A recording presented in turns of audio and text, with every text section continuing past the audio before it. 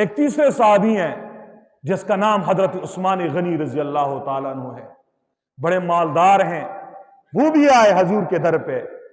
انہوں نے دیکھا حضور کے صحابہ کرام کی تعداد 30,000 ہے، گھوڑے نہیں ہیں کم ہیں، اونٹ نہیں ہے کم ہے۔ انہیں کہا اللہ کے نبی اس لشکر کے ایک حصے کو سواریاں میں دوں گا۔ 10,000 مجاہدین کو سواریاں دینے والے سخی کا نام عثمان غنی ہے۔ کیا نام ہے؟ عثمان غنی۔ 10,000 دینار بھی دیے۔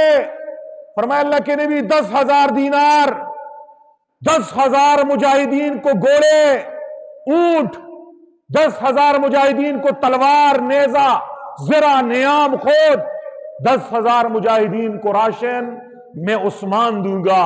مال اللہ نے دیا ہے تو دل بھی عثمان جیسا ہو، دل بھی عثمان اور عبد الرحمن جیسا ہو، پھر مال کمانے میں، تجارت کرنے میں کوئی مذائقہ نہیں ہے۔ دل قارون کا ہو اور مال اللہ سے مانگے، اللہ ہم سب کو اس سے بچائے۔ یہ دے دیا۔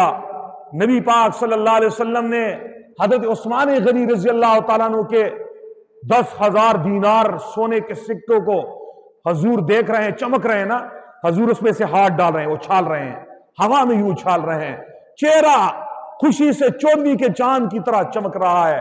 پھر فرما رہے ہیں یا عثمان، او عثمان، او میرے پیارے عثمان، آج کے بعد تو جو بھی عمل کرے تیرا کوئی عمل تجھے نقصان نہیں پہنچا سکتا، تیرے سارے گناہ معاف ہو گئے ہیں۔